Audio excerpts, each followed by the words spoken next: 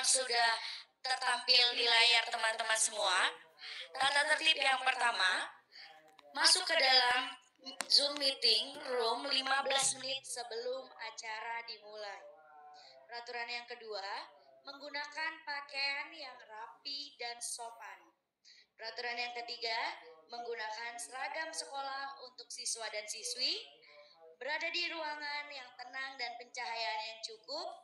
Para peserta wajib mengisi link form kehadiran yang dibagikan saat kegiatan Zoom berlangsung.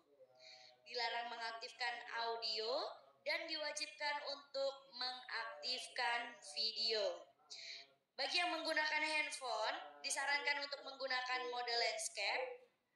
Nama ID harus sesuai dengan format yang ditentukan panitia, yaitu nama belakang, strip, 4 digit terakhir nomor handphone, strip, asal sekolah. Nama ID yang tidak sesuai dengan format rename maka langsung dikeluarkan dari Zoom meeting dan tidak dianggap hadir. Seluruh peserta diwajibkan untuk mengikuti seluruh tahap. Moderator akan mengarahkan peserta untuk mengisi link verifikasi dan kemudian untuk mengikuti post test. Ini wajib ya teman-teman semua. Yang selanjutnya yaitu seluruh peserta diwajibkan untuk mengaktifkan kamera pada perangkat masing-masing. Selanjutnya tahapan yang pelaksanaan yang kedua yaitu seluruh peserta diwajibkan mengikuti kegiatan dari awal sampai akhir. Jika ada peserta di tengah-tengah hilang atau tidak mengikuti, maka kami anggap tidak hadir dan tidak akan mendapatkan sertifikat. Sekali lagi saya tegaskan, bagi seluruh peserta yang tidak mengikuti proses dari awal sampai akhir, kami anggap tidak hadir dan tidak akan mendapatkan sertifikat. Baik, tahapan pelaksanaan yang ketiga yaitu setelah kegiatan selesai, peserta yang telah mengikuti dari awal sampai akhir akan menerima sertifikat kegiatan dalam format digital dari Kementerian Komunikasi dan Informatika melalui email. Cek email masing-masing untuk mengunduh sertifikat pelatihan. Namun, jika teman-teman tidak mendapatkan email dalam bentuk sertifikat atau mohon maaf, maksud saya tidak mendapatkan sertifikat melalui notifikasi email, teman-teman bisa cek spam di email teman-teman. Biasanya akan ada email yang tersangkut di spam untuk mengunduh sertifikat yang akan dibagikan kepada seluruh teman-teman. Oke, sepertinya saya sudah selesai untuk bagian tegang-tegangnya. Saya akan membacakan sesuatu yang menyenangkan untuk teman-teman semua, yaitu ketentuan untuk pemenang door prize pada hari ini. Jadi, kita sudah tidak perlu tegang-tegang lagi karena peraturan atau tata tertib sudah selesai saya bacakan. Teman-teman juga harus fokus pada ketentuan hari ini. Buat teman-teman yang ingin mendapatkan hadiah door prize. Ketentuan yang pertama adalah 10 orang penanya pertama di kolom chat Zoom. Nanti setelah pemaparan materi yang beruntung akan mendapatkan door prize. Jadi teman-teman harus siap-siap ketika pemateri menyampaikan materinya, siapkan pertanyaannya dan langsung kirim saja pertanyaannya ke kolom chat Zoom dengan format nama, asal sekolah, pertanyaan, dan juga pertanyaannya ditujukan kepada siapa. Sekali lagi saya ulangi untuk format pertanyaan di kolom chat Zoom yaitu nama, asal sekolah, pertanyaan, dan pertanyaan ditujukan kepada siapa. Nanti akan dipandu oleh teman-teman admin melalui kolom chat Zoom ya. Yang kedua, diharuskan mengikuti atau follow akun Instagram di @maknacakapdigital_Jawa Barat. Jadi, untuk peserta nanti yang kami umumkan itu kalau misalnya ternyata belum memfollow akun Instagram, maka akan kami anggap gagal atau gugur. Selanjutnya, diharuskan memposting flyer kegiatan di feed dan instastory akun Instagram masing-masing. Dan yang keempat, diharuskan menandai tag postingan ke akun Instagram @makincakapdigital_Jawa Barat dan @siberkreasi juga @kemenkominfo. Buat seluruh teman-teman, sekali lagi silahkan untuk mengupload atau mengupdate keseruan hari ini atau keseruan webinar hari ini dengan meng-tag seluruh Instagram kami, yaitu di @makincakapdigital_Jawa Barat, @siberkreasi dan @kemenkominfo. Oke, begitulah ketentuan yang sudah saya bicarakan dan harus ditaati oleh seluruh teman-teman. Oke, udah tidak perlu lagi tegang-tegang untuk seluruh teman-teman. Kita sudah selesai mengenai ketentuan pemenang door prize, mengenai tata tertib dan apa saja alur-alur yang teman-teman harus ikuti pada proses webinar hari ini. Sekali lagi saya mau lihat semangat teman-teman hari ini untuk memberitahukan semangat teman-teman dengan melambaikan tangan ke kamera teman-teman masing-masing. Oke, luar biasa sekali. Lebih dari 1.000 peserta hari ini, saya melihat semangatnya begitu amat luar biasa. Oke, kita beranjak ke acara selanjutnya, yaitu akan ada sambutan dari Menteri Komunikasi dan Informatika yang akan disampaikan langsung oleh Bapak Joni G. Plate SE. Kepada beliau dipersilahkan. Assalamualaikum warahmatullahi wabarakatuh. Shalom. Salam Swastiastu, Namo Buddhaya, salam kebajikan, salam sehat, serta salam sejahtera bagi kita sekalian. Yang saya hormati Ibu, Bapak tamu undangan dan narasumber, para peserta Literasi Digital Nasional Indonesia Makin Cakap Digital. Situasi pandemi COVID-19 telah mendorong kita untuk terus beradaptasi dan bertransformasi dalam berbagai aktivitas kehidupan. Dampak pandemi COVID-19 makin memicu disrupsi pada berbagai sektor kehidupan yang sebelumnya dipicu oleh revolusi industri 4.0. Hal ini terlihat dari semakin majunya teknologi cloud computing, Internet of Things atau IoT, Artificial Intelligence, AI, Big Data Analytics, Advanced Robotics, hingga Virtual Reality yang telah membawa perubahan di semua bidang kehidupan, termasuk dunia pendidikan. Pandemi telah mendorong inovasi dan digitalisasi sektor pendidikan melalui penggunaan perangkat teknologi digital dan internet selama pembelajaran jarak jauh atau PJJ diterapkan. Tren ini sejalan dengan prediksi pertumbuhan sektor EdTech secara global dengan compound annual growth rate atau CAGR sebesar 16,5% dari tahun 2022 ke tahun 2030 menurut Grand View Research tahun 2022.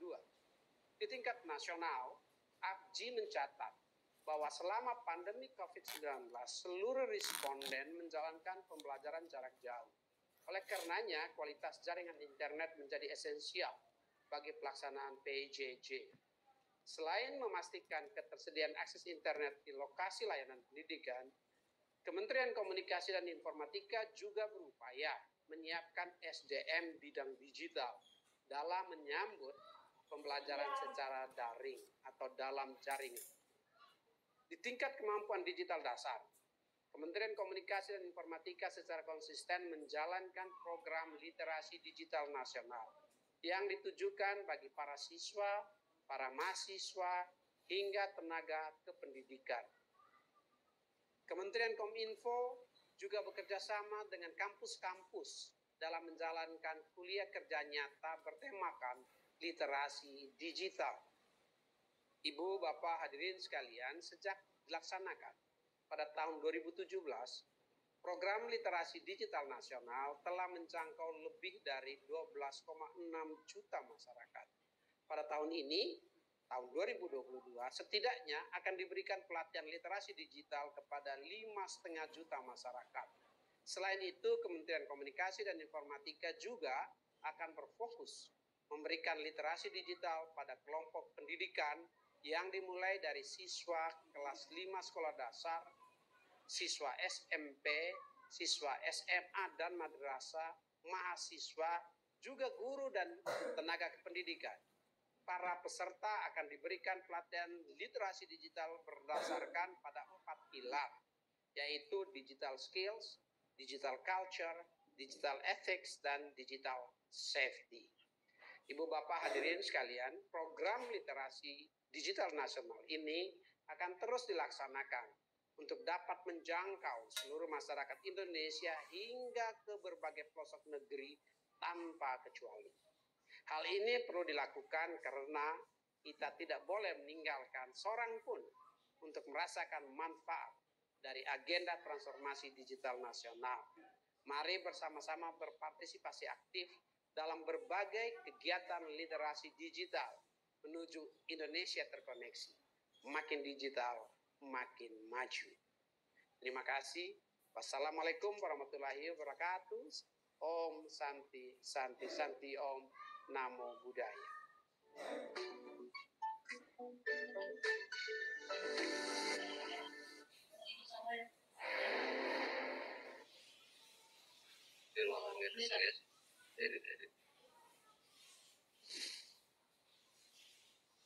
Oke, baik. Saya mengucapkan banyak terima kasih untuk pembukaannya dan sambutannya dari Bapak Joni G. Plate selaku Menteri Komunikasi dan Informatika.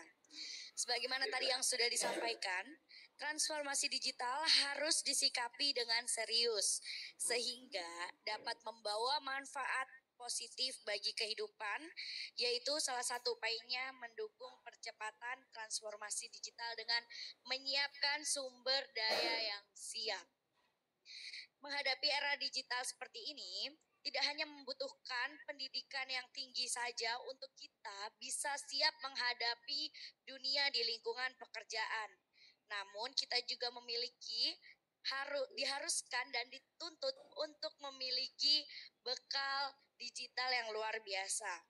Untuk itu, kita bukan hanya saja untuk dituntut mengerti mengenai ilmu dasar saja, tapi kita juga dituntut untuk memiliki pengetahuan mengenai dunia digital agar kita siap memasuki dunia pekerjaan atau keahlian-keahlian di ruang digital untuk kita siap bersaing dengan sumber daya manusia yang lainnya.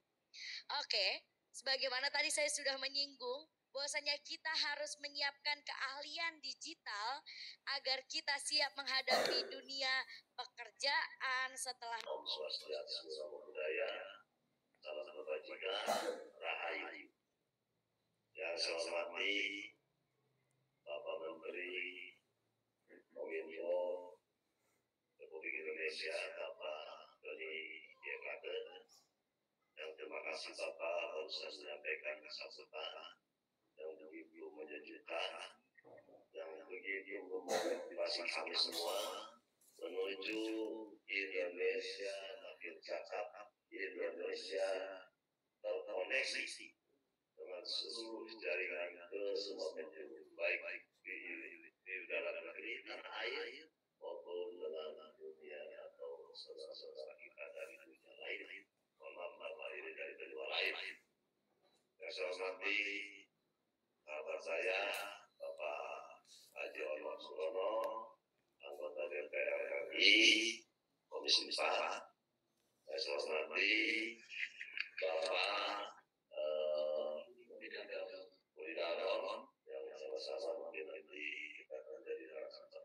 Namun mohon maaf, saya bukan seorang yang bisa menyampaikan segala sesuatu secara mudah.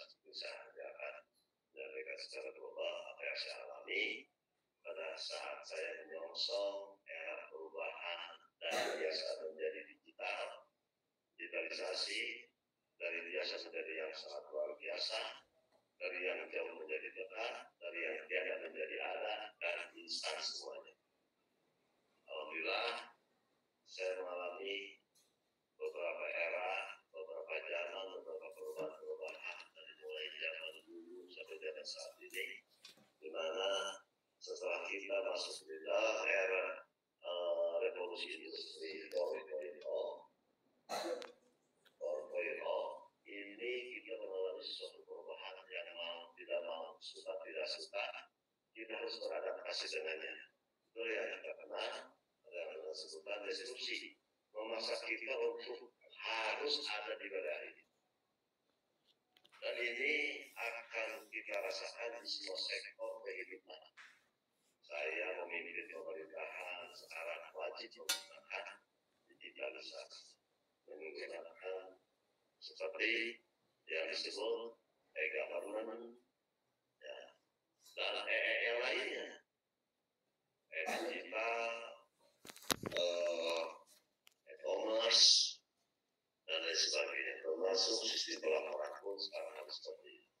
Di bidang pendidikan juga demikian, di bidang perdagangan juga demikian, dan ini karena keberhasilan yang harus kita syukuri atas kemajuan dan pengetahuan yang menghasilkan teknologi yang super tinggi, high-tech, dan sebaliknya dari teknologi itu pun akan memulai pengembangan dari pendidikan itu sendiri atau dari pengetahuan.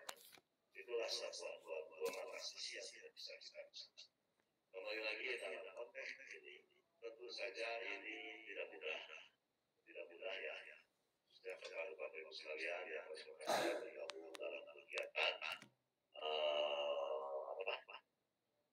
kegiatan hari ini, saya lagi dalam program literasi digital. Saya sangat berharap sekali apa yang tadi saya sampaikan itu adalah yang enak-enak, itu yang baik-baik saja. Tapi saya hanya mengingatkan agar kita mengingat dampak-dampak yang mungkin akan terjadi, seperti dengan kemudahan akses, seperti dengan cepat hilangnya kita bisa mengakses dan sebagainya, seperti dengan semakin instannya apapun juga yang dihadapan kita, ini juga akan berdampak negatif yang harus kita pikirkan. Namun saya mengingatkan kita inilah yang akan menjadi operator, kita inilah sebagai blok. Jadi apapun yang kita mampu, di sejauh mana kemampuan kita, pergunakanlah satu hal yang bermanfaat, yang baik, yang bernilai, dan tidak keluar dari koridor nilai-nilai agama, tidak keluar dari koridor nilai-nilai keindonesiaan kita, ya, dan juga tidak akan mengembangkan sesuatu suasana yang bisa memecah belah seperti sekarang dunia hoax, dunia penipuan, dan tadi saya katakan cukup korban, cukup yang berkorban, cukup korban yang hari ini terseret di dalam dunia yang tidak mampu membedakan mana yang boleh dan tidak boleh, mana yang bisa dan mana yang tidak bisa. Dan saya ingin mengatakan bahwa mari kita manfaatkan keahlian digital ini dengan teknologi guna mendukung proses belajar mengajar di wilayah di dunia pendidikan. Sekarang pendidikan yang mudah, dan khususnya saya Kabupaten Kuningan bahwa di mana saya mungkin Kabupaten Kuningan dengan misinya maju makmur adalah individu berbasis desa. Apa itu makmur? Makmur ini adalah terpenuhinya ketentuan baik batin maupun lahiriah, ya, dengan terpenuhinya sarana pangan, papan, dan lain sebagainya, ya, termasuk di dalamnya ada pendidikan kesehatan dan hiburan. Hiburan di sini mungkin ya di tengah-tengah perkembangan kita juga lebih lagi di bidang pendidikan dan mereka belajar, kenapa tidak kita ingin membawa anak-anak kita untuk bisa membuka jendela dunia dengan digitalisasi. Dengan pendidikan digitalisasi ini tidak terfokus kepada satu titik, tapi bisa dikolaborasikan dengan titik 1 ke titik yang lainnya. Kami menerapkan nilai agama dalam kehidupan sehari-hari, ditunjuk bagaimana kita akan menggali nilai-nilai yang kita miliki untuk menjadi sesuatu yang bisa menonjol dan diunggulkan. Kita memiliki sumber daya manusia. Teman-teman mengisi link verifikasi tersebut, saya akan berbagi mengenai 4 jurus cakap digital versi Kementerian Komunikasi dan Informatika. Ini ada 4 jurus yang teman-teman harus kuasai untuk menuju Indonesia makin cakap digital. Kita tahu kalau tiap harinya di internet itu banyak masalah. Dari adu mulut yang berujung gelut, kena bully sampai ngurung diri, akun medsos kena hack, dan tipu-tipu customer service palsu. Apakah kalian mau jadi salah satunya? Tentunya enggak kan? Makanya, inilah 4 jurus andal biar makin cakap digital. Buat mulanya, inilah jurus pertama.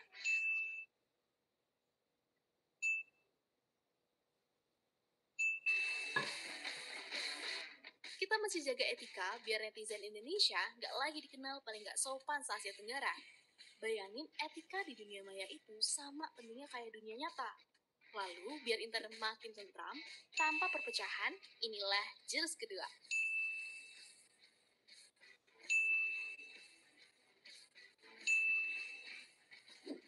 Terapi nilai-nilai Pancasila biar dunia maya nggak jadi medan perang. Saat dasar budaya kuat, kita jadi bisa menempatin dunia digital sampai maksimal.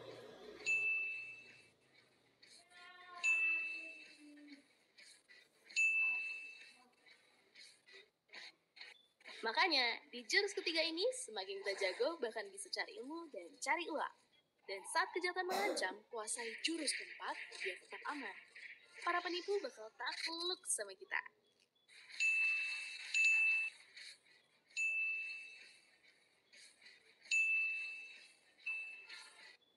Jadi, siap untuk menguasai jurus-jurus biar cakap digital?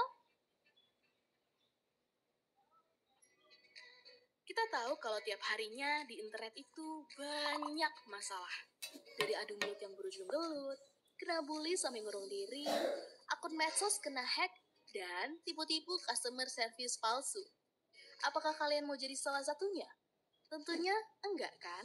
Makanya, inilah 4 jurus andal biar makin cakap digital. Buat mulanya, inilah jurus pertama.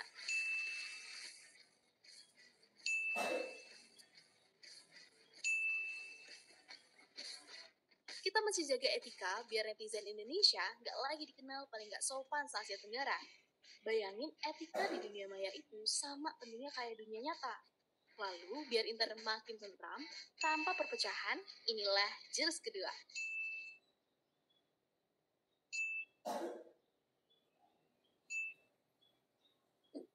Terapi nilai-nilai Pancasila biar dunia maya nggak jadi medan perang. Saat dasar budaya kuat, kita jadi bisa menempatin dunia digital sampai maksimal.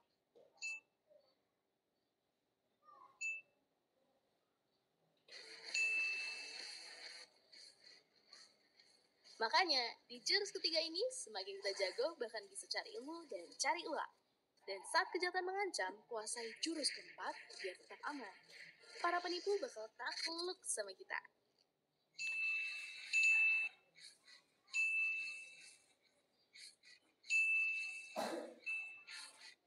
Jadi, siap untuk menguasai jurus-jurus biar cakap digital? Kita tahu kalau tiap harinya di internet itu banyak masalah. Dari adu mulut yang berujung gelut, kena bully sampai ngurung diri, akun medsos kena hack, dan tipu-tipu customer service palsu. Apakah kalian mau jadi salah satunya? Tentunya enggak kan? Makanya, inilah 4 jurus andal biar makin cakap digital. Buat mulanya, inilah jurus pertama.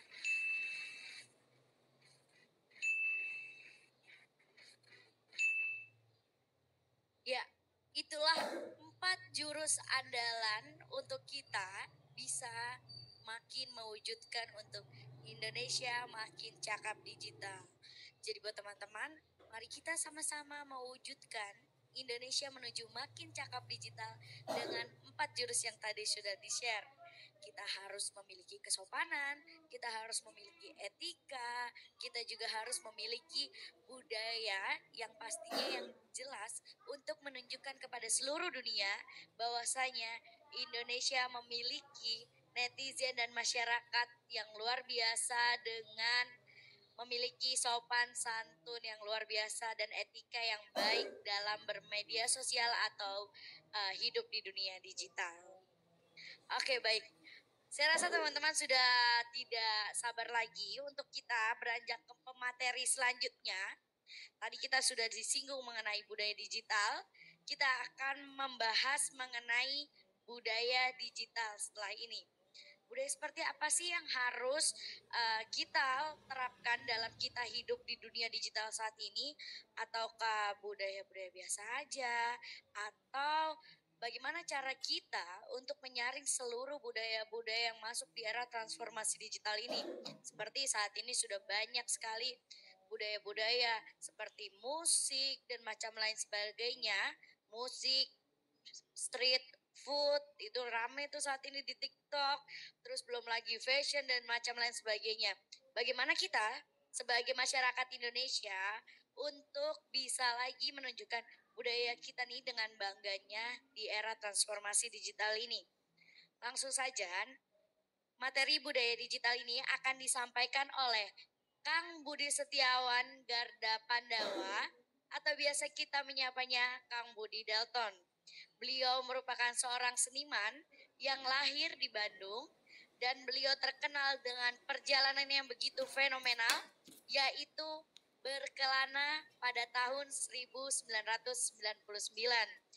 Sampai dari perjalanan yang fenomenal tersebut menarik perhatian seorang novelis muda yaitu Dewi Lestari, sehingga menuliskan atau menuangkan dari kisah perjalanan fenomenal tersebut di dalam novel yang berjudul Supernova 2. Kang Budi juga pernah dipercaya sebagai Wakil Dekan 3 Fakultas Ilmu Seni dan Sastra Sunda. Selain itu, dari pengalaman beliau yang begitu luar biasa, sudah banyak sekali event-event band dari mulai pertunjukan musik hingga mengisi berbagai seminar dan diskusi yang pernah beliau datangi di seluruh wilayah yang ada di Indonesia, bukan hanya saja di Jawa Barat. Kita langsung saja sharing pengalaman kita yang luar biasa dengan Kang Budi Dalton, sosok seniman Jawa Barat yang tidak diragukan lagi mengenai keilmuan tentang budayanya. Waktu dan tempatnya kepada Kang Budi Dalton, saya persilahkan. Terima kasih Ibu moderator. Selamat pagi semuanya yang ada di sini Sampurasun. Barusan saya menyimak kata orang Sunda menunda-unda Pak Haji Aceh, hormat abdi, ngajeng ayat kalau juga di sini sebagai pembicara. Nah, berkaitan dengan budaya digital tentunya ini kita tidak bisa keluar atau menghindar dari sebuah proses globalisasi, tapi ada yang saya garis bawahi dari paparannya Haji Aceh tadi berkaitan dengan nilai keindonesiaan, gitu ya. Lalu juga anti hoax atau kita mengenalnya sekarang dengan istilah digital etika, lalu nilai-nilai keindonesiaan inilah yang mencerminkan budaya kita. Saya pas masuk dari masalah budaya. Selama ini saya sebetulnya masih belum menemukan, atau apabila teman-teman suka searching Google gitu ya, budaya itu ada 179 definisi. Nah ini juga membuat sebuah kebingungan apa sih budaya itu sebetulnya. Tapi yang jelas di dalam naskah ataupun di dalam komentar begitu itulah di batu dituliskannya itu bukan budaya tapi budayana. Belakangnya ada namanya itu. Karena budayana ini terdiri dari dua kata, suku kata, yaitu Buddha dan Yana. Buddha itu artinya budi atau pekerti atau perilaku, dan Yana itu sendiri ajaran. Maka budayana itu adalah ajaran dan perilaku. atau zaman saya dulu disebutnya budi pekerti ini. Nah, makanya kalau ada orang yang perilakunya kurang baik, suka disebut orang-orang tidak berbudaya begitu ya. Ada juga yang lainnya atau ajaran-ajaran lainnya, sepertinya Sudayana, Surayana, Mahayana, Hinayana, banyak sekali. Itu adalah salah satu ajaran atau salah satu pola pendidikan kita mengenal dengan sistem thinking yang sekarang ya, yang berkaitan dengan perilaku budaya bangsa kita. Nah, berkaitan dengan digitalisasi tentunya sedikit saya hanya mengingatkan saja karena ini mudah diakses ya, berkaitan dengan industri. Industri ini ada tidak ya di ranah kebudayaan. Kalau itu saya harus ingatkan lagi ya 7 unsur kebudayaan yang bicara tentang. Yang pertama di dalam kebudayaan itu ada yang disebut bahasa, lalu pengetahuan, lalu keorganisasian, gitu ya. Lalu yang keempatnya itu adalah teknologi. Nah, religi atau belief system, yang terakhir baru kesenian. Kita biasanya sekarang menganggap kebudayaan itu adalah kesenian. Padahal kesenian itu salah satu produk budaya ya. Lalu kalau kita bicara teknologi tadi, kita mengenal industri 1.0 katanya ya, yang kedua apa 2.0, 3.0 dan 4.0 zaman sekarang. Itu dari mulai kuasa yang ingin itu mengendalikan semuanya dari budaya sampai ke ekonomi di setiap negara. Salah satu ciri yang menandakan semakin berkembangnya fenomena globalisasi di dunia yaitu adanya pasar bebas atau pasar besar-besaran yang mengakibatkan ekonomi di negara yang berbeda menjadi saling bergantung sebagai akibat dari pertumbuhan perdagangan internasional. Globalisasi tentunya juga telah membawa kita pada sebuah paham ya, globalisme kita mengenal ini yang berdasarkan bahwa kebanyakan dari kita sadar sebenarnya kita itu ambil bagian di dalamnya. Gitu ya, makanya tadi saya bilang kita tidak bisa keluar dari sana. Suatu kenyataan yang sudah dinikmati manusia di era globalisasi adalah kemakmuran, kemudahan dan juga kenyamanan. Namun demikian era yang serba mudah dan nyaman menimbulkan pengaruh atau dampak positif dan negatif tentunya. Nah, globalisasi menyebabkan juga segala aspek kehidupan itu terpengaruh. Misalnya sistem ekonomi atau budaya dan lingkungan hidup manusia. Saya katakan di dalam budaya digital. Dampak positifnya kita tahu bisa dipakai sebagai tempat promosi. Sekarang banyak foto-foto yang artis, kita mengenal dengan artis selebgram, gitu ya. Jadi ada selebgram, ada namanya Kyoto Liga, ada juga banyak sekali pengistilahan baru yang saya sendiri perlu belajar ya. Perlu digelan di dalam budaya kita disebutnya mereka bisa ngidel hanya ngidel ke zaman. Ini saatnya kita ngidel ke zaman agar kita bisa ngidel di dalam. Nah, lalu juga ajang yang memperbanyak zaman tentunya jadi dapat menambah teman baru maupun relasi bisnis. Lalu sebagai media komunikasi juga mempermudah komunikasi dengan orang lain di dalam luar negeri tanpa batas-batas budaya negara. Tapi tidak lupa tadi sudah diingatkan oleh belajar juga ya mengenai dampak negatifnya itu berkaitan dengan tadi ya hoax atau pemberitaan palsu atau ada judi online atau ada pinjaman online yang mengakibatkan dampak budaya malas gitu ya gampang dengan yang duit yang ini mungkin dan lain-lain tapi bayarnya sebulan dan sebagainya. Munculnya juga tindak kejahatan banyak orang yang bisa menggunakan sebagai alat melakukan kejahatan kan termasuk penculikan ada juga penipuannya. Lalu menimbulkan yang paling bahaya yang menimbulkan sifat candu. Jadi di zaman dulu kita zaman India Belanda pernah juga ada yang namanya candu gitu ya. Kita mengenal candu dengan begini. Kita terlalu banyak memakannya sehingga kita lupa daratan dan lain-lain. Nah, begitu juga di media digital sifat candu ini ada. Media sosial ini dapat menimbulkan candu yang dapat mengakibatkan sifat pribadi menjadi autis atau lebih diri pada kehidupan sehari-hari. Maka kalau di konteks budaya biasanya media sosial itu faktanya adalah antisosial ya. bahkan kita jarang berhubungan secara langsung dengan orang gitu ya, hanya kebetulannya lewat platform media sosial, Instagram, WhatsApp dan lain-lain. Nah, seperti itulah dampak negatif positif penggunaan media sosial bagi semua, kembali lagi kepada orangnya yang menggunakannya. Media sosial adalah alat penghubung dan kita selalu pengguna harus menggunakannya dengan baik dan bijak. Nah, kembali kepada bijak, artinya kembali lagi tadi yang dikatakan Haji Acep tentang nilai keindonesiaan.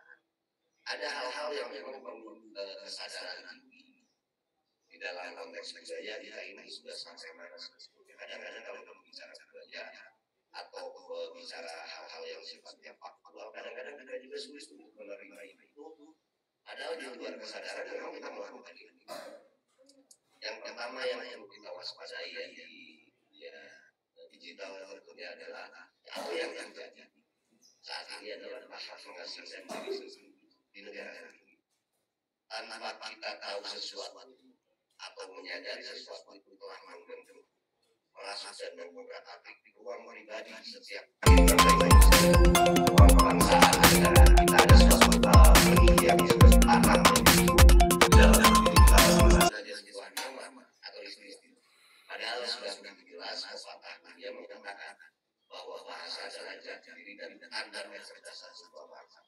Nah, benarkah semua yang terjadi ini tanpa ada sebab? Gitu ya.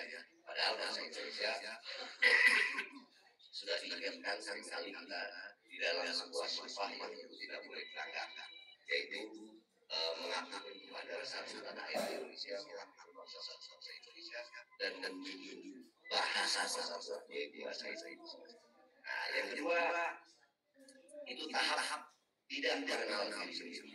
Selayaknya yang dimiliki oleh bangsa Indonesia dapat dinikmati seluruh putra putri seperti dimiliki oleh bangsa lain, ya, kemakmuran kesetaraan di negara ini. Patut disadari juga bersama bahwa negara dan bangsa itu tidak mengandung kapitalisme maupun individualisme. Kita adalah bangsa yang kaya dari budaya gotong royong dan menolong. Tapi dengan adanya era digital ini mungkin kita merasa sedikit tergeser. Ini masih ada budaya. Nah, maka derajat kebersamaan persaudaraan berada di atas materialisme. Nah, sebetulnya itu kebudayaan. Artinya nilai kemanusiaan itu telah luntur atau bahkan hilang dari ruang berpikir bangsa. Sikap budaya sama dengan hidup yang berdasar itu seperti tergantikan oleh sebuah nilai yang nyatanya tidak sesuai dengan kondisi bangsa negara ini. Namun hal tersebut juga sangat tidak disadari oleh kita semua. Tidak dapat disangkal juga bahwa banyak sekali masyarakat, termasuk saya, yang tidak memahami kondisi nyata dari bisnis sebelumnya, karena kita terlalu terlena yang kaya kehidupan bermasyarakat, bernegara dan berbangsa tampak bergerak seperti biasa saja, walaupun dalam tidak berdaya yang ada di negeri sendiri. Seolah tidak sedang terjadi sesuatu itu. Rata-rata beranggapan demikian karena saat masih merasa dengan hidup nyaman, tanpa ada dari macam hiburan, maka sempurnalah ketidakpedulian dan ketidaktakuan masyarakat kita terhadap keadaan negara saat. Nah, selanjutnya tahap kebocoran data. Pada saat ini kemungkinan bahwa negara kita tidak jauh dengan sebuah akuarium raksasa yang bisa dimusnahkan oleh negara-negara. Hal ini disebabkannya banyak faktor ya. Misalnya ketertinggalannya di bidang teknologi. Negara ini saat ini dapat menonton negara kita ini melalui penggunaan satelit ya. Di lain pihak adanya jaringan dunia atau internet yang terkadang mengakibatkan kebocoran data tentang situasi dan kondisi yang tidak dapat ditutupi dan lain sebagainya, termasuk tadi yang dibahas berkaitan dengan big data. Sementara kalau kita jangan dulu data itu sangat dirahasiakan.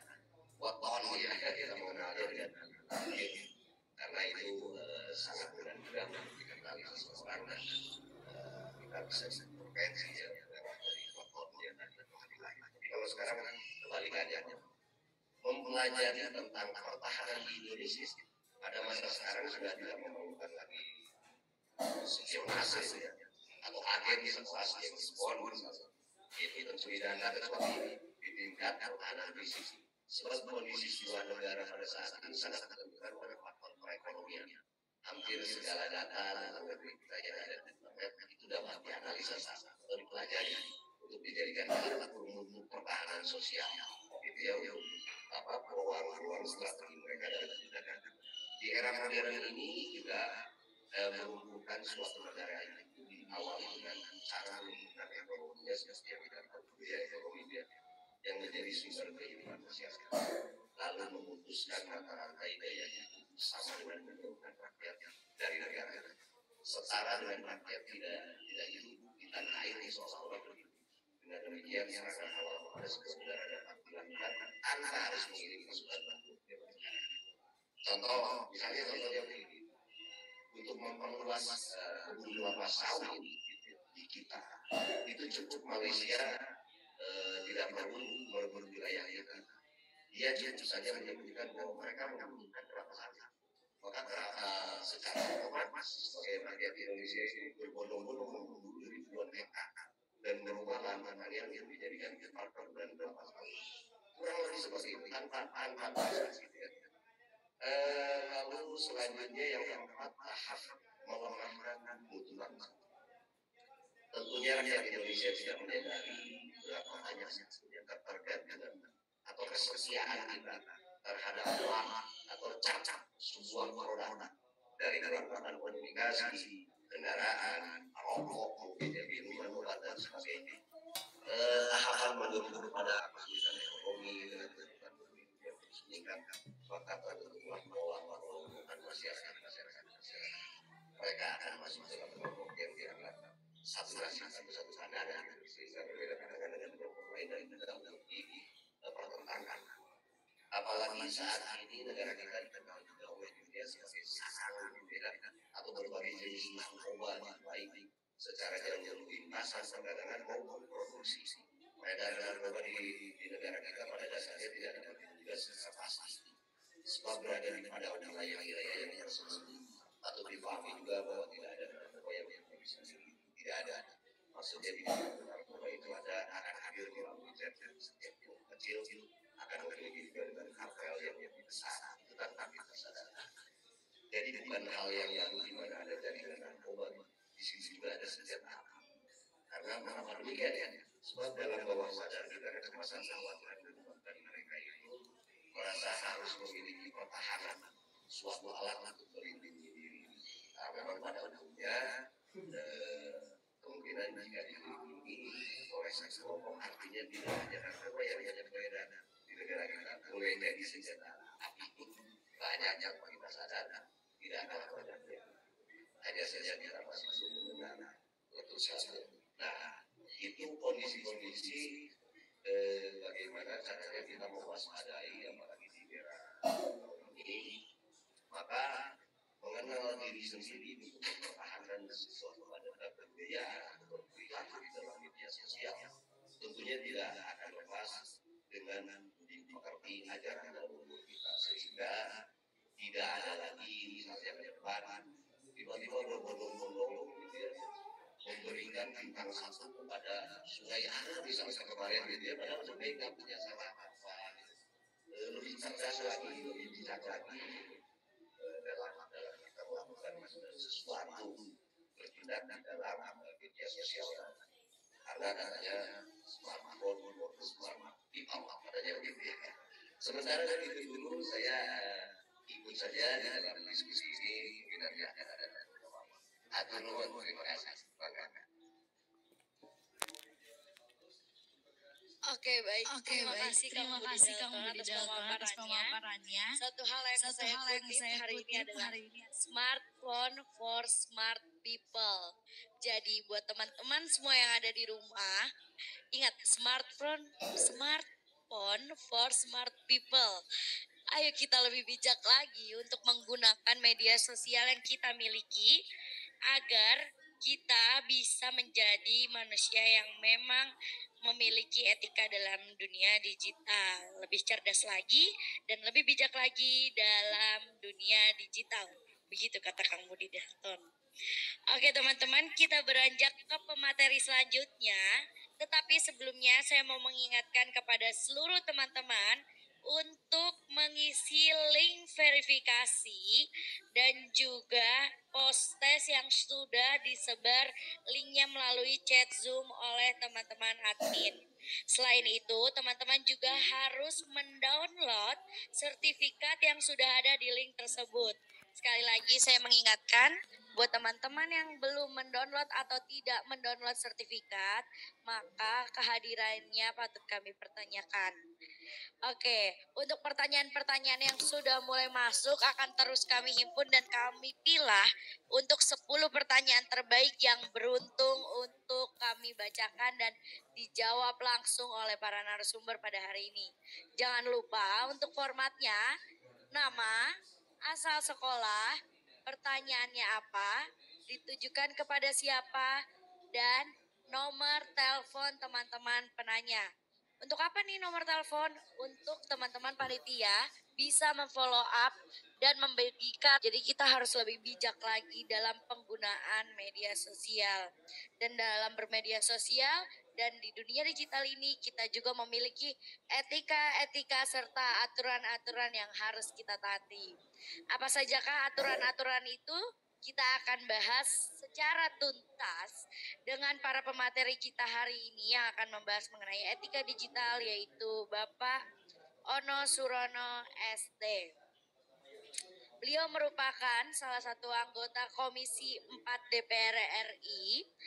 Beliau pernah menempuh pendidikan di Universitas Trisakti Jakarta tahun 1993 dan juga beliau pernah menempuh pendidikan di Sekolah Tinggi. Bawahnya ini mengejek. Nah, bicara dengan etika itu apa sih? Nah, tentunya kita kan juga menghadapi situasi kondisi saat ini yang tadi sudah banyak disampaikan, bahwa perkembangan komunikasi digital ini kan memiliki karakteristik komunikasi secara global yang tidak bisa dipisahkan oleh batas geografis, ya, batas budaya. Nah, sementara setiap batas geografis dan budaya juga memiliki batasan etika yang berbeda. Setiap negara bahkan daerah memiliki etika sendiri, begitu pula setiap generasi memiliki etika sendiri. Misalnya saja soal privasi, jadi masyarakat kolektif seperti masyarakat Indonesia merasa tidak masalah nih bercerita tentang misalnya penyakit yang menderita dan diposting di media sosial, dan kalau kita bisa melihat di rumah sakit posting lalu menceritakan bahwa dia sedang dirawat di rumah sakit. Tidak juga misalnya menutup kemungkinan pacaran, pacaran diposting di media sosial. Nah, tapi ya tentunya postingan itu belum tentu juga membuat nyaman oleh masyarakat pengguna media sosial lainnya. Nah, sehingga tentunya dalam bermedia sosial ada perlu kompetensi literasi digital yang dimana secara umum literasi digital sering kita anggap sebagai kecakapan menggunakan internet dan media digital. Namun begitu sesekali juga ada pandangan bahwa kecakapan penguasaan teknologi dalam kecakapan yang paling utama, padahal literasi digital itu adalah sebuah konsep dan praktek yang bukan sekedar menyuarakan pada kecakapan untuk menguasai teknologi. Nah, sehingga untuk bisa mengetahui sejauh mana pengguna mempunyai kecakapan dalam memediasi media sosial, maka diperlukan alat ukur yang tepat. Berbagai macam gagasan mengenai kompetensi literasi digital itu kemudian ditawarkan oleh beragam organisasi, baik komunitas maupun instansi pemerintah yang menaruh perhatian pada pengembangan literasi digital di Indonesia.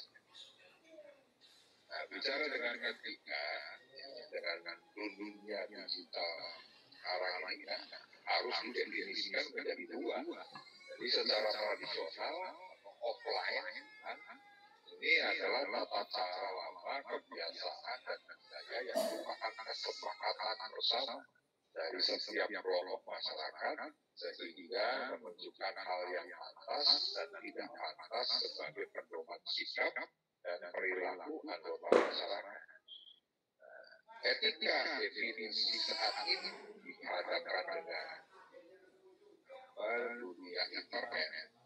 Boleh dikatakan etika kontemporer, yaitu etika elektronik dan online yang menyangkut tata cara kebiasaan budaya yang berkembang. Karena teknologi yang memungkinkan pertemuan sosial budaya secara lebih luas dan global. Nah, sehingga Bapak Ibu sekalian, adik-adik sekalian, ada 8 kompetensi literasi digital. Yang pertama, mengakses, lalu mengelola informasi, lalu berdesain pesan, kemudian memproses informasi, lalu berbagi pesan, juga membangun ketangguhan diri, perlindungan, dan kolaborasi. Nah, tentunya tadi banyak disampaikan ya oleh Pak Acep. Pak Acep kan mungkin umurnya kalau nggak salah sudah 65 tahun Bupati Kuningan. Tapi mau tidak mau, dia harus beradaptasi dengan teknologi digital yang saat ini berkembang. Nah, coba kita lihat kebijakan ini di Indonesia Januari 2020. Jumlah penduduk Indonesia itu 272,1 juta jiwa. Nah, yang urbanisasinya ya kalau urbannya 55%. Nah, tapi yang mempunyai smartphone atau mobile phone itu mencapai 338,2 juta. Jadi lebih banyak handphonenya daripada manusianya. Jadi karena memang satu orang bisa mempunyai 2 atau bahkan sampai 3. Jadi saya aja yang saya pegang ada 2. Nah, pengguna internet itu mencapai 64% atau 175,4 juta. Dan yang aktif di media sosial itu mencapai 160 juta atau 59%. Nah, sehingga tentunya Bapak Ibu sekalian, dalam beraktivitas di internet terdapat etika dan etiket yang perlu diikuti oleh pengguna. Keduanya wajib dipahami, ditaati, dan dilaksanakan oleh pengguna selama mengakses layanan internet. Mendefinisikan etika sebagai sistem nilai dan norma moral yang menjadi pegangan bagi seseorang atau sekelompok orang dalam mengatur etika dunia. Nah, berbeda dengan etiket yang definisinya itu sebagai tata cara individu lain atau dalam masyarakat. Jadi etiket itu berlaku jika individu itu berinteraksi atau berkomunikasi dengan orang lain. Sementara etika itu berlaku meskipun individu itu sendirian. Hal lain yang membedakan etika dan etiket ialah bentuknya. Etika pasti tertulis, misal kode etik jurnalistik, sedangkan etiket tidak tertulis atau konvensi. Nah, apa saja ini urgensi hal-hal yang penting dari etiket ya, yang mengatur terkait dengan etika dan etiket. Jadi kita semua manusia bahkan sekalipun saat berada di dunia digital, ikutilah aturan seperti dalam kehidupan yang nyata. Pengguna internet berasal dari bermacam negara yang memiliki perbedaan bahasa, budaya, dan adat istiadat. Pengguna internet merupakan orang yang hidup dalam anonimus yang mengharuskan pernyataan identitas asli dalam berinteraksi. Bermacam fasilitas di internet memungkinkan seseorang untuk bertindak etis atau bahkan tidak etis. Nah, contoh misalnya etika berinternet yang pertama, jangan menggunakan huruf besar dan kapital. Kenapa sih memakai huruf besar kapital itu? Oh, ternyata itu menandakan marah. Apalagi ditambah tanda serunya 3. Yang kedua, apabila mengutip dari internet, kutiplah seperlunya. Lalu memperlakukan email sebagai pesan pribadi.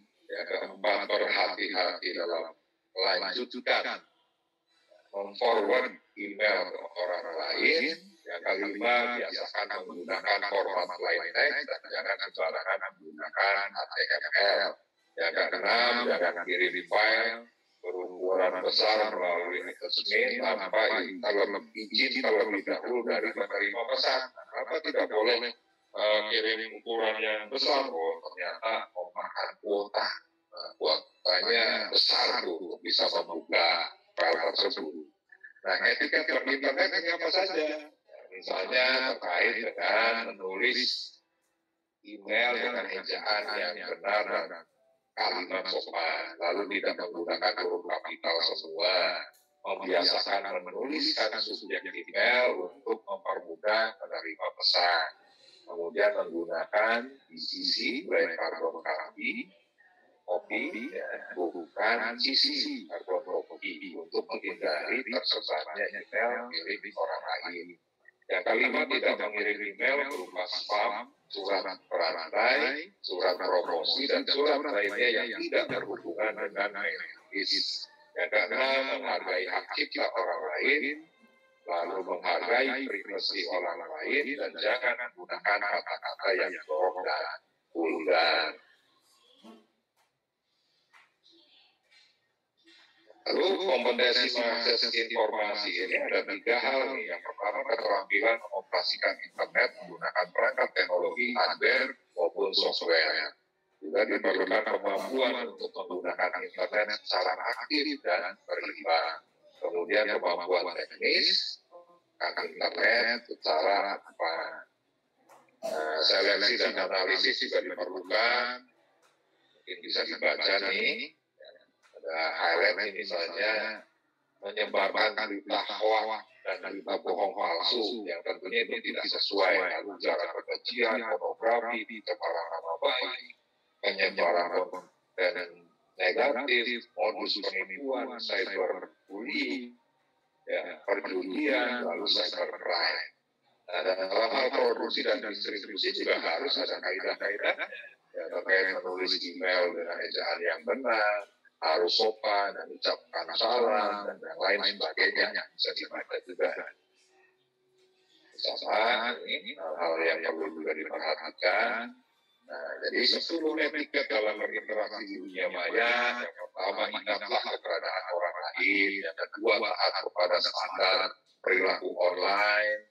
Yang ketiga, berpikir dulu sebelum berkomentar. Jadi kadang-kadang nih dapat postingan langsung komen, padahal belum dibaca sepenuhnya tuh, akhirnya komennya salah. Lalu hormati waktu dan benefit orang lain, lalu gunakan bahasa yang sopan dan santun, bagilah ilmu dan keahlian. Yang ketujuh, menjadi pembawa damai dalam diskusi yang sehat, lalu hormati privasi orang lain, jangan menyalahgunakan kekuasaan, maafkan jika orang lain berbuat salah. Nah, ini 8 etika bermedia sosial. Yang pertama, hati-hati dalam menyebarkan informasi pribadi, privasi ke publik. Lalu ada gunakan etika atau norma saat berinteraksi dengan siapapun di media sosial. Hati-hati terhadap akun yang tidak dikenal. Pastikan unggahan di akun media sosial tidak mengandung unsur sara. Lalu manfaatkan media sosial untuk membangun jaringan atau relasi. Lalu pastikan mencantumkan sumber konten yang diunggah. Lalu juga manfaatkan media sosial untuk menunjang proses pengembangan diri. Lalu jangan mengunggah apapun yang belum jelas sumbernya. Bapak Ibu, adik-adik sekalian, ini ada sebuah data. 60 detik di internet itu apa sih? Apa saja yang orang lakukan di dunia ini dalam waktu 60 detik? Oh, ternyata ada 2,4 juta orang mencari di Google. Oh, ada lebih dari 69.000 jam film ditonton di Netflix. Ada 38.000 jam musik diputar di Spotify. ada lebih dari 20 juta pesan terkirim dari WhatsApp, ada 150 juta email dikirim, ada 528.000 foto yang dibagikan di Snapchat, lalu ada 51.000 aplikasi diunduh di Apple Store. Coba bayangkan aktivitas dalam waktu 60 detik di internet. Nah, sehingga tentunya dari apa yang terjadi di internet, ya, supaya kita bisa menjalankan etika digital yang baik, harus ada check dan reset. Check dan reset didapat di Google News, ada Google Image, ada Google Fact Check Tools, ada referensi artikel dan URL, dan juga perlu partisipasi. Nah, sehingga partisipasi ini juga salah satunya ya, bisa menggunakan media sosial dan email berbagi pesan yang bermanfaat, menggunakan internet untuk membagi informasi pendidikan dan menghibur, menghindari pembahasan isu sensitif seperti isu sara, menghindari kalimat yang porno dan vulgar selama berkomunikasi, juga menggunakan media sosial berbagi foto dan video yang inspiratif. Nah, sehingga adik-adik ini khususnya ya, yang ber-Instagram, ber-Twitter, TikTok, ya kan? Ini pasti mengenal nih bahasa-bahasa caption, hashtag, tweet, follow, comment, engagement, kan? Dan saya kalau mau jelaskan mungkin ada yang lebih ngerti. Tapi ya tentunya kita juga dalam hal partisipasi atau kolaborasi, ya ada juga misalnya media-media yang bisa dimanfaatkan seperti Wikipedia, Google Drive, Dropbox, Microsoft OneDrive, dan juga Google Dokumen. Nah, kawan-kawan sekalian, tentunya dari apa yang terjadi di Indonesia terkait dengan aktivitas internet di Indonesia itu rata-rata per hari kalau nggak salah. Jadi sehari itu penggunaan internet di Indonesia itu 7 jam 59 menit.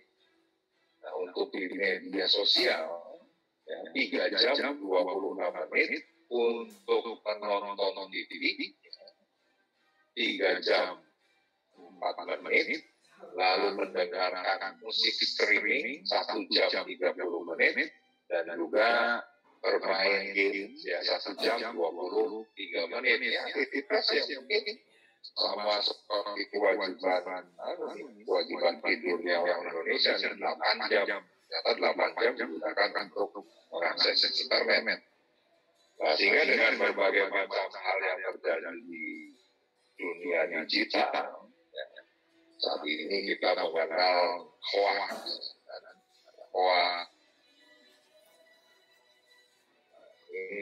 Ini gambarnya nih, orang di dalam ruangan, orang yang menyampaikan fakta, menyampaikan kebenaran, tapi di luar temboknya itu orang semua bicara hoax. Nah, sehingga ya tentunya terkait dengan hoax ini, 63,3% responden berpendapat mengira berita hoax bukan hoax karena mereka mendapatkan berita tersebut dari orang yang dapat dipercaya.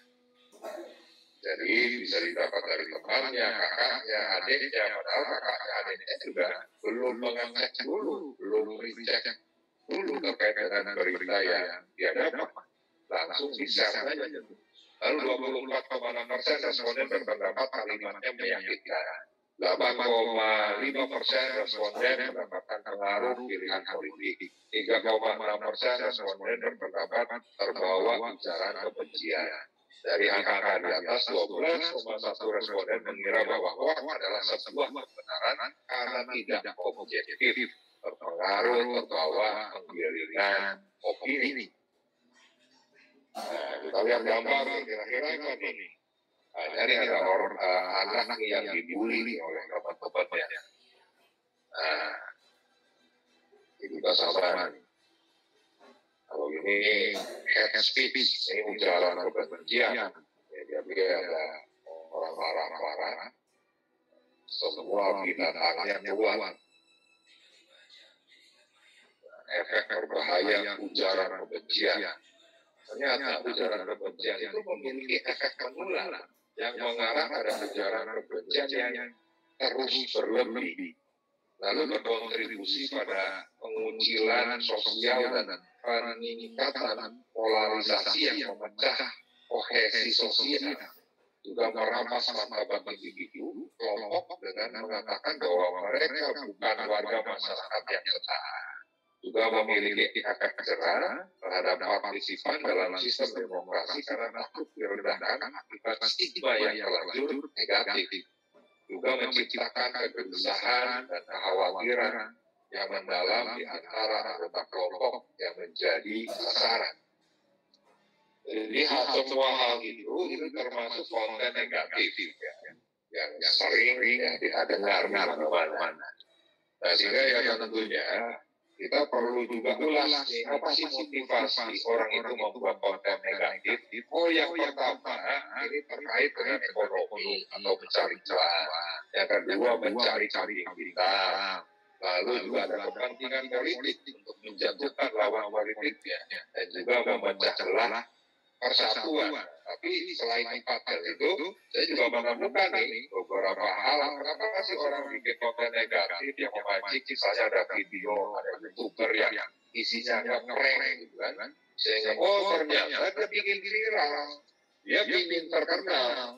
Selain misalnya pada saat viral, ditonton banyak orang, dia punya akses di YouTube, pada akhirnya bisa menghasilkan uang juga.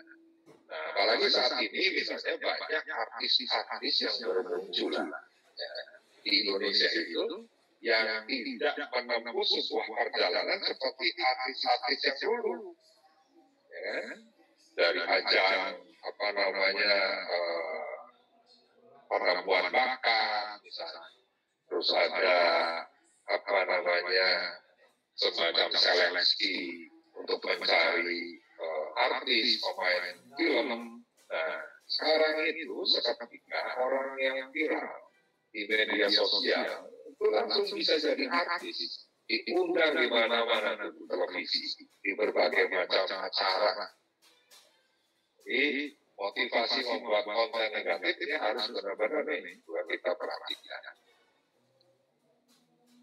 Nah, ini ada hoax, ada fakta. Ini gambarnya nih, hoaxnya ini penyakit, jadi diprokin sama ibunya hoaxnya keluar. Nah, ini revolusi melawan hoax, berantas dengan cerdas hoax. Tentunya ini juga ada beberapa hal tindakan melawan banyaknya konten negatif. Salah satunya membedakan motivasi dalam mencari informasi, mengalihkan keinginan, dan sebagainya. Jadi kebenaran informasi adalah sebuah keharusan. Ini yang harus dijaga. Dan tentunya ini merupakan budaya yang saya yakin setiap bangsa juga punya. Ya, salah satu budaya bicara terkait dengan kebenaran itu merupakan juga sebuah keharusan. Lalu jangan mendistribusikan konten negatif. Nah, tentunya konten negatif itu kan membawa dampak secara hukum karena Indonesia mempunyai undang-undang ITE. Ya, jadi misalnya ada pasal yang mengatur terkait dengan setiap orang dengan sengaja tanpa hak menyebarkan informasi yang ditujukan untuk menimbulkan rasa kebencian, ya, atau permusuhan individu, kelompok masyarakat tersebut berdasarkan atas suku, agama, ras, antar golongan, itu bisa dipidana 6 tahun atau denda paling banyak 1 miliar. Setiap orang dengan sengaja dan tanpa hak menyebarkan informasi yang ditujukan untuk menimbulkan rasa kebencian atau permusuhan individu atau kelompok masyarakat tertentu berdasarkan atas suku, agama, ras, dan antar golongan, dipidana dengan pidana penjara selama 5 tahun. Dan juga ada pasal lain dan ini juga bisa dibaca. Jadi pada saat bicara konten negatif, baik yang memproduksi ataupun yang menyebarkan, dipastikan bahwa itu melanggar undang-undang ITE dan konsekuensinya adalah pidana. Terima kasih. Jadi kawan-kawan sekalian, selain tadi juga ternyata dunia digital juga membawa konsekuensi terhadap ekonomi. Jadi perputaran ekonomi saat ini, ya, kita kenal misalnya e-commerce, tadi disampaikan juga oleh Kang Budi, ternyata dari data yang ada, orang yang mencari produk secara online untuk dibeli itu 93%. Lalu orang yang mengunjungi toko online itu 90%. Orang yang membeli 88%. Juga orang yang menyiapkan yang dagang 25%. Yang melalui komputer 25% dan yang melalui smartphone ini 80%. Nah, sehingga ya kawan-kawan sekalian tentunya kan dunia digital ini juga membawa dampak ya. Kita bisa seperti saja mal-mal sekarang ya, banyak yang tutup di Jakarta, di Bandung, di Surabaya, kota-kota besar banyak yang mal yang tutup atau outlet yang tutup karena berbeda ya.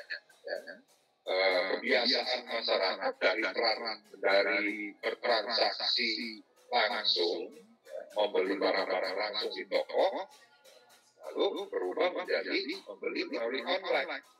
Nah, sehingga ini cukup besar juga putaran uang yang di Indonesia. Nah, ini metode pembayaran belanja secara online.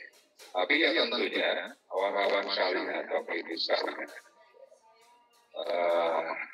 etika, budaya, teknologi yang kita manfaatkan saat ini melalui digital, pasti tentunya ada positif, ada negatif. Tapi sekali lagi bahwa itu jangan sampai merubah bahwa kita itu sesungguhnya seorang manusia, seseorang yang mempunyai rasa, mempunyai pikiran, mempunyai hati.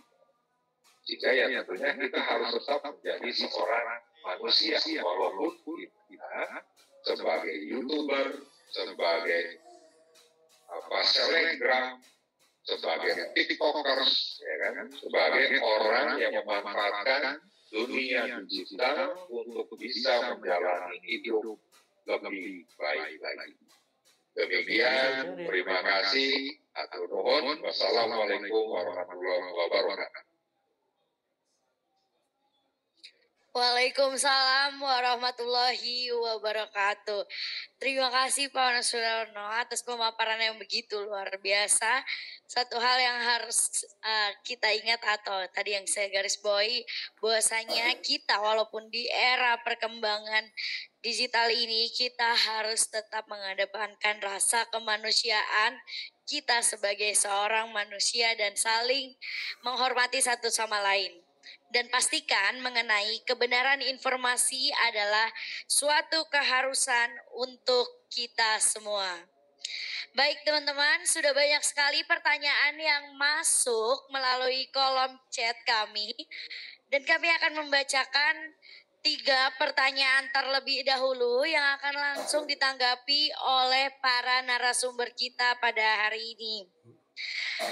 Untuk peserta yang beruntung, yang pertama atas nama Gina Sri Lugina SPD, asal sekolah SDN Manggari.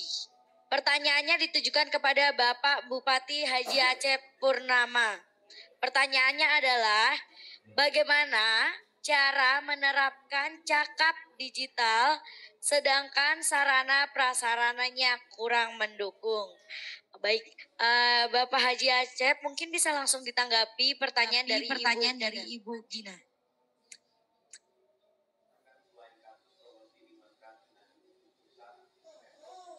Luar biasa sekali bagaimana cara penerapan cakap digital sedangkan sarana kurang mendukung. Kurang mendukung itu yang masih menjadi handicap kami, di mana saya sampaikan kemudian ini masih ada beberapa desa kecamatan dalam suatu desa yang masih black spot, ya. Tapi kami perlu sedang berkomunikasi, berkoordinasi dengan para pengusaha provider untuk bisa memfasilitasi kami. Misalkan, jujur aja saya minta sekali sebagai berbagai ini juga mudah-mudahan terdengar oleh para proses provider, agar ayo membuat fasilitas untuk semua wilayah setiap wilayah Kabupaten Kuningan. Jangan hanya yang umum atau yang nggak mau atau yang banyak pakai dan sebagainya. Tidak lagi lah hitungan untuk profit oriented. Nah itu sudah kami lakukan. Yang kedua, terbangunnya sarana prasarana, khususnya di bidang pendidikan, di samping sarana fisik, juga kami sedang mengarahkan untuk ketersediaannya sarana pendukung. Di antaranya yang tadi, seperti saya sudah mendeklarasikan, kemudian menuju kabupaten pendidikan berbasis IT misalnya. Nah itu sudah kami lakukan. Demikian, Gina, sabar ya, Bapak paham, ya, masih banyak hal yang harus kita lakukan, tapi sekali lagi masih banyak mengatakan banyak jalan menuju Roma. Kita juga kalau black spot atau itu kita bisa menggunakan dengan bukan WiFi, Android dan lain sebagainya. Itu sebenarnya bisa kita lalui. Sepertinya kita kemarin dari waktu pandemi kita masih bisa acara-acara ya, yaitu dengan luring, dengan mendatangi, sambil mendatangi juga kita arahkan karena tidak semua jangkau tanah untuk blank spot semuanya, tapi masyarakat di titik-titik tertentu, titik-titik tertentu atau berpindah ke satu titik, bisa kita akan menemukan sinyal. Demikian Dina, sabar ya. Oke, baik. Jadi pada intinya pemerintah atau di sini Pak Cep selaku penyelenggara pemerintah membutuhkan masukan dari seluruh warga, terutama warga Kuningan untuk selalu memberikan masukan-masukan yang positif agar selalu terupdate. Ya. Untuk menunjang perkembangan mengenai pemerataan sarana dan prasarana terutama untuk menunjang Kabupaten Kuningan menuju cakap digital. Oke, baik. Untuk pertanyaan selanjutnya ada pertanyaan dari Lia Yulianawati, asal sekolahnya dari SMPN 4 Kuningan. Pertanyaannya untuk Kang Budi Dalton. Pertanyaannya, Assalamualaikum Kang, bagaimana cara menerapkan jurus-jurus dalam media digital ketika dikaitkan dengan sopan santun untuk siswa-siswa yang sedang beranjak remaja? Terkadang pada usia beranjak remaja belum bisa nih untuk memilih dan memilah mana yang baik dan yang buruk. Jadi seperti itu Kang Budi. Pertanyaannya dari Ibu Lia. Bisa langsung ditanggapi Kang Budi? Punten. Ya, atur nuhun luar biasa pertanyaannya dari Ibu Lia ya. Di dalam konteks baik gitu ya, parameternya ini kan kita sendiri yang punya filter terbaik dan tapi bagi masyarakat kita sudah tahu berkaitan dengan norma-norma yang diajarkan dalam budaya kita sendiri, sehingga mungkin pada saat kita konteksnya budaya Indonesia, saya yakin apalagi teman-teman yang sekolah itu paling tidak sudah tahu berkaitan dengan norma yang saya maksud. Ada pun perbedaan batas-batas norma tadi Pak Romo sudah menjelaskan ya, berbeda etika di setiap daerah, berbeda budaya ya betul. Maka kalau menurut saya karena kita sebagai bangsa Indonesia yang kita menggunakan norma Indonesia, ada satu hal penting dari leluhur kita, dari orang-orang tua kita. Kalau bahasa Sundanya nih begini, yang batu teh pangan dengan kurang bahwa orang-orang di sekitar kita itu adalah tempat kita untuk bercermin.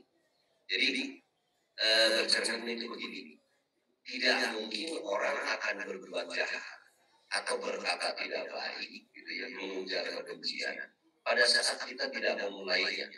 Pasti ada sebabnya. Tidak mungkin itu tiba-tiba orang nyerang kepada kita ya, kalau kita tidak membuat sesuatu, dan itu juga sepertinya akan kita. Nah, maka Makanya dari saya sebetulnya hanya satu, jangan marah kepada orang atau situasi karena keduanya ini tidak akan berdaya tanpa ada reaksi. Segitu aja mungkin. Oke, baik, benar. Intinya harus memberikan pengertian yang luar biasa terhadap anak-anak yang sedang mulai beranjak dewasa ya Kang. Karena memang nggak bisa dipungkirin kadang yang lagi beranjak dewasa atau beranjak remaja itu yang paling sulit dan riskan terutama untuk di media-media sosial di era perkembangan teknologi ini. Apalagi maraknya sekarang video-video atau konten-konten media sosial yang masuk ke wilayah-wilayah teman-teman yang masih beranjak remaja tetapi tidak sesuai dengan usianya kayak gitu. Sesi screenshot sebagai bukti kehadiran dari teman-teman semua. Tapi sebelumnya kita akan menyaksikan terlebih dahulu komersial break dan video yang akan ditampilkan dari teman-teman panitia.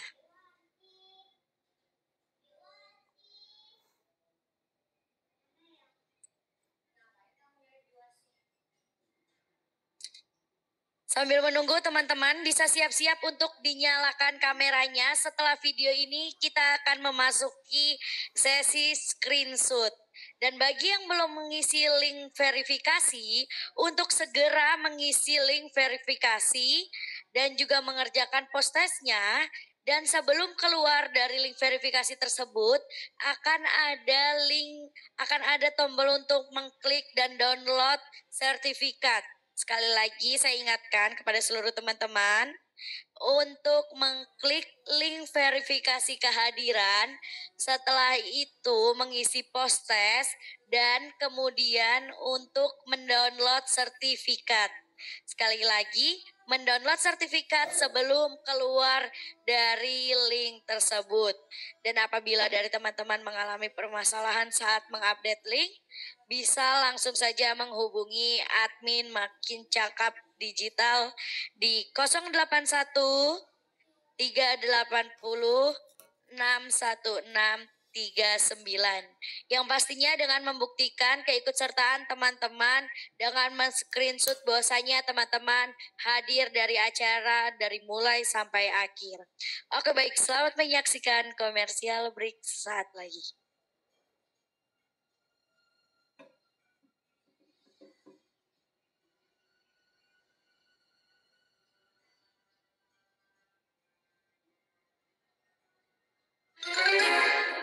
Ini aku rencana nih, mau mancing pemuda itu.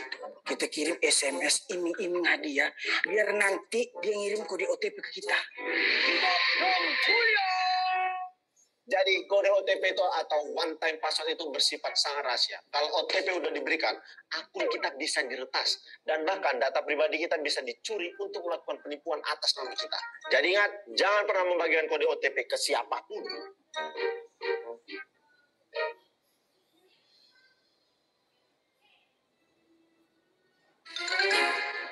Ini aku rencana nih, mau mancing pemuda itu. Kita kirim SMS iming-iming hadiah, biar nanti dia ngirim kode OTP ke kita. Jadi kode OTP itu atau one time password itu bersifat sangat rahasia. Kalau OTP udah diberikan, akun kita bisa diretas. Dan bahkan data pribadi kita bisa dicuri untuk melakukan penipuan atas nama kita. Jadi ingat, jangan pernah membagikan kode OTP ke siapapun.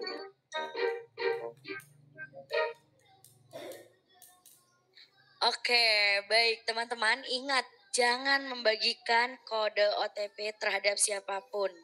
Jadi di tengah perkembangan digital ini kita dipermudah untuk membuka rekening, untuk mendaftarkan apapun itu, tapi jangan pernah menyebarkan kode OTP terhadap siapapun.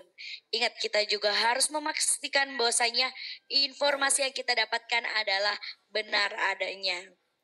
Oke, kita akan memasuki sesi screenshot sebagai pembuktian bahwasanya teman-teman telah mengikuti acara ini dari awal sampai akhir. Sebelum saya umumkan rangkaian setelah ini, masih ada 2 rangkaian lagi yang pasti teman-teman menunggu rangkaian ini. Saya akan menghitung untuk screenshot. Teman-teman harus menyalakan kamera teman-teman sebagai tanda hadir. Dan berikan senyum terbaik dari seluruh peserta, terutama yang sudah hadir pada hari ini. Ada yang berdua, ada yang luar biasa sekali. Cantik dan tampan sekali. Untuk slide pertama, boleh disiapkan senyum terbaiknya adik-adik dan bapak ibu semua. Dalam hitungan ketiga, 1, 2, 3. Oke baik. Untuk slide kedua, siapkan senyum terbaiknya. 1, 2, 3. Slide ketiga. Berikan senyum terbaiknya. Sudah siap semuanya? 1, 2, 3. Untuk slide yang selanjutnya. Baik, sudah siap Bapak Ibu untuk di screenshot. Berikan senyum terbaik dan semangatnya. 1, 2, 3. Oke. Sekali lagi. Untuk slide yang terakhir. Hitungan ketiga, berikan senyum terbaik yang kalian miliki. 1, 2, 3. Oke, baik. Luar biasa sekali. Berikan tepuk tangan secara virtual untuk kita semua. Oke, setelah ini sebelum saya beranjak ke acara yang kita nantikan yaitu pengumuman door prize, kita masih ada yaitu pembacaan deklarasi anti konten negatif. Pembacaan deklarasi anti konten negatif ini akan dipandu langsung oleh Bapak Haji Acep Purnama SHMH selaku Bupati Kuningan yang akan secara simbolis dan juga diikuti oleh peserta yang telah tergabung secara virtual. Sekali lagi, kita akan ada deklarasi anti konten negatif yang akan langsung dipandu oleh Bapak Haji Acep Purnama SHMH selaku Bupati Kuningan. Kepada Bapak, dipersilahkan. Terima kasih. Ibu moderator dan juga rekan-rekan, teman-teman narasumber, khususnya Mas Ono, Mang Ono, Mang Onsu, dan juga Bang Roni, Bang Munggu di Dalton. Allah hari ini kita telah berbuat sesuatu bermanfaat semua. Dan kepada para tenaga pendidik, guru-guru dimanapun saat ini kita berada, saya berterima kasih atas apa yang sudah kita perbuat dalam rangka mencerdaskan anak bangsa dalam pendidikan. Kuncinya satu, keikhlasan, dan saya sudah melihat nilai-nilai keikhlasan yang sangat menonjol sekali di antara para guru tanpa pamrih, tanpa lelah, belajar. Dan sekali lagi saya berharap mari kita sama-sama beradaptasi dengan sesuatu yang mungkin hari ini harus kita usahakan. Hari ini kita mengajar, tapi hari ini kita sebagai pelajar dan harus belajar. Dan apapun yang menjadi keberhasilan kita tentu tidak terlepas dari hal-hal yang tidak kita harapkan. Namun kembali lagi kita selaku pelaku, selaku yang operator, baik operator itu sendiri maupun operator untuk orang lain, tentunya kita sepakat bahwa saat ini kita sedang berhadapan dengan dua pilihan, baik dan jelek, benar dan salah. Maka pada berbagai ini semuanya, ya mudah-mudahan bermanfaat untuk kita berdeklarasi atau mendeklarasikan diri kita semua sebagai apapun kita, sebagai tenaga pendidik, sebagai peserta didik, untuk membuat penolakan terhadap konten-konten negatif. Mari kita mulai saja. Deklarasi tenaga didik, peserta didik, anti konten negatif. 1, Kami tenaga pendidik dan peserta didik Kabupaten Kuningan, Provinsi Jawa Barat akan lebih cerdas dalam mengakses informasi atau dokumen-dokumen yang bermanfaat agar tidak merugikan orang lain. 2. Kami tenaga pendidik dan peserta didik Kuningan, Provinsi Jawa Barat tidak akan mengakses dan menyebarkan informasi-informasi atau dokumen-dokumen elektronik yang melanggar peraturan perundang-undangan. 3. Kami tenaga pendidik dan peserta didik Kabupaten Kuningan, Provinsi Jawa Barat tidak akan mengakses dan menyebarkan informasi atau dokumen elektronik tertentu yang melanggar norma sosial yang berlaku di masyarakat. 4. Kami tenaga pendidik dan peserta didik Kabupaten Kuningan, Provinsi Jawa Barat tidak akan mengakses dan menyebarkan informasi atau dokumen elektronik tertentu yang membuat dapat teraksesnya atau diaksesnya konten negatif yang terblokir. 5.